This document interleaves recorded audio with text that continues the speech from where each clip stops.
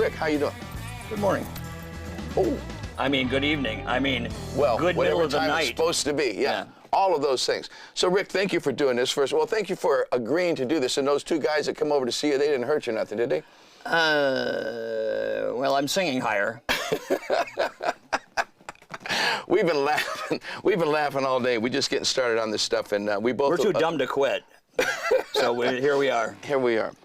So, Rick, we were talking in there earlier about producers and about, you were talking about how George Martin was, you just think, was just the greatest musician and producer. And great so human being, too. Yeah, did you learn, what did you learn from him? Like, I learned a lot from him. I learned, musically, he would let you speak your mind, and he would listen. It's like, he doesn't need to listen to me. But he did, you know, he liked the creative process of the whole thing, and he liked, well, maybe this, you know, he'd come up with ideas, you know, as opposed to, you know, phoning it in. You know, he was hands-on the whole time, and so was Jeff Emmerich. It was Jeff Emmerich who was the engineer on the Beatles records, too. So Jeff worked with you and George Martin at the Yes. same time? Oh, wow, that's incredible. Yeah. I was just so impressed, you know, that as a rock band, you guys, to me, were the poppiest rockin' bands, you know, like there's rock bands that try to be pop. You guys weren't too bad either, you know. No, but so do you think Cheap Trick, do you look at yourself as being a pop band or a rock band, especially then?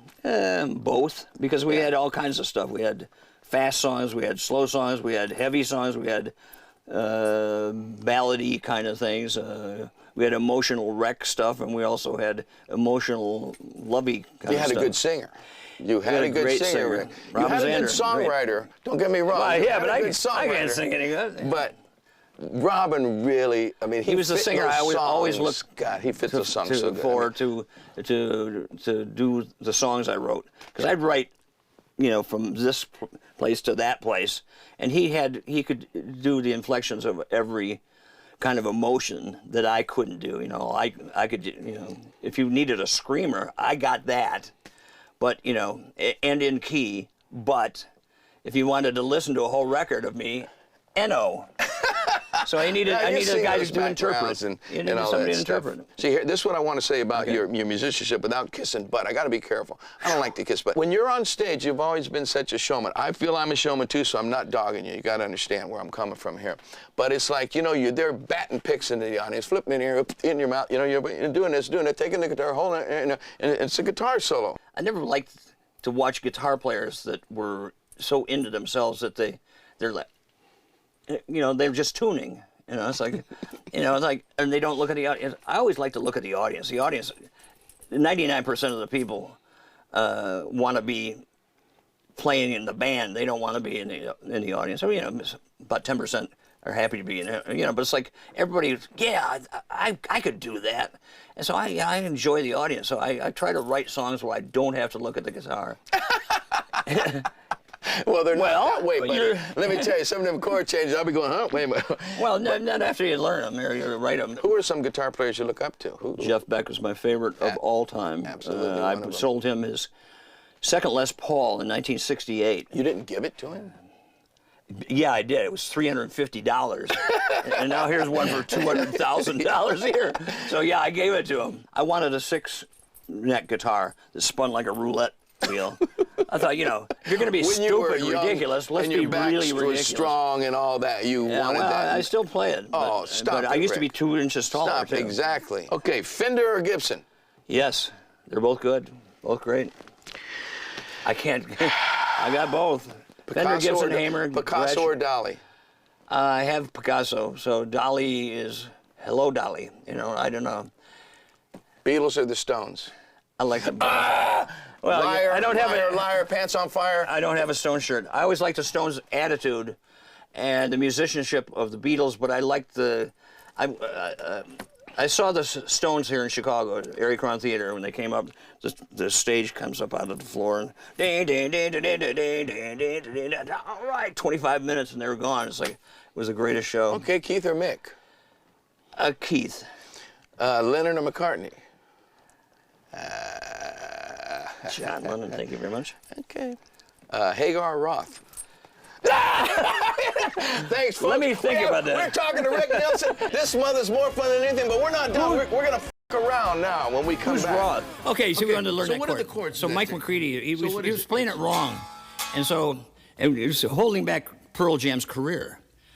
Till I finally got him to do the You're a right good thing. man. I did, you know. And so here it is, folks. It's so easy. You put your finger all the way across, and that's the beginning of Surrender. See, most people play. They play the opposite or something. They play right? the opposite of it, and the hell's really, wrong?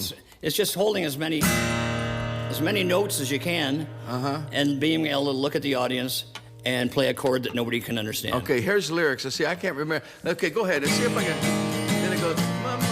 Mother told me that She told me I meet girls like you.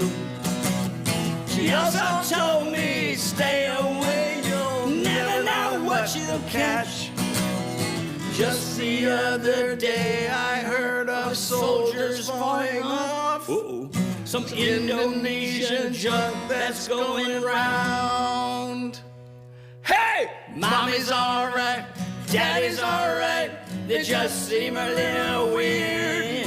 Surrender, surrender. I think you had too much pizza. Get yourself away, way,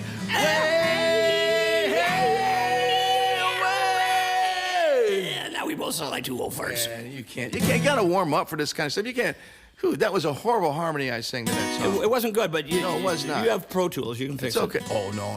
I would never. I would rather embarrass you like that and say, Okay, why I'm is Rick embarrassed. hanging I'm around with that embarrassed. guy? I can get over Why it. would Rick let that guy sing a song? That's what I Because want to it's hear. your show. It's not called Rick Nielsen's Hour of Comedy and Nonsense. Yeah. I want you to. Yeah. Want me. I need you to need me.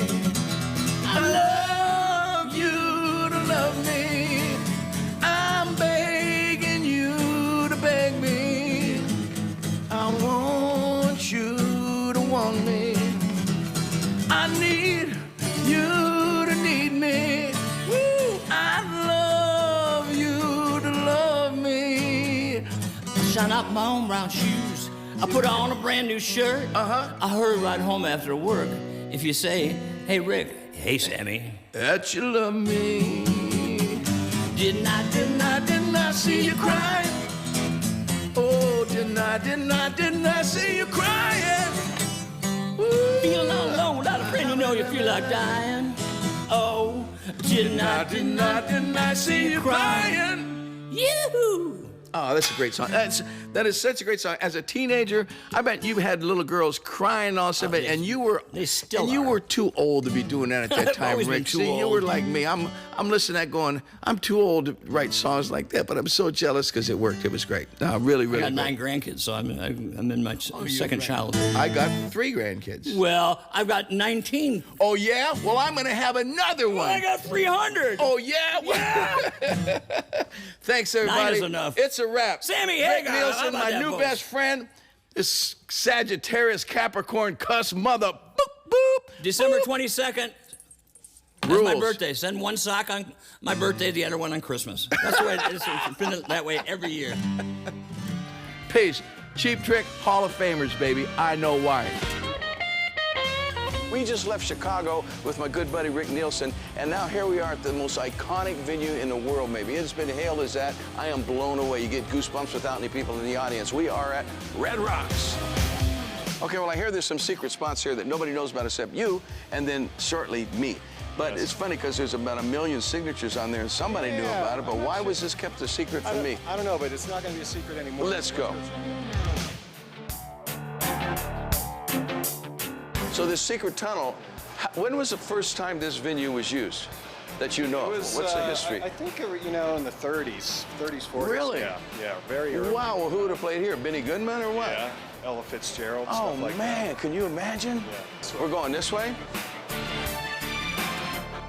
Here's the famous tunnel, and What do you got here? no alcohol beyond this. Oh, well, I better park my liver outside, folks. And you know every band followed that rule. Nobody came Yeah. up. So, okay, what's the coolest signature in here, of your opinion? I mean, there are Zach so Brown, many. that's Zach new. Brown, That's I mean, new. You're talking about decades of signatures over signatures in here, so.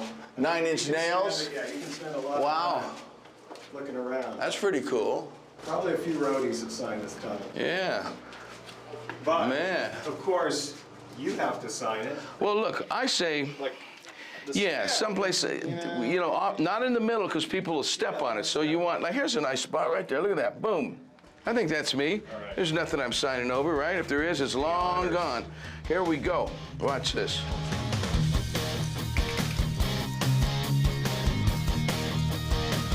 There it is. Boom, right? Love it. Okay. It's great. I've been here. Okay, now let's go.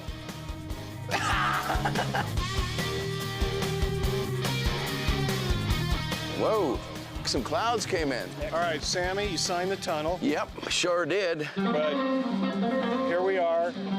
I think you have a show to get ready for. Yes, I do. My boys are up there getting antsy about a sound check. You know, this place is really probably weird for sound for our people, for the bands on stage, but I bet it's great for the people up here. I love this place. This is awesome, man. Woo, can't wait.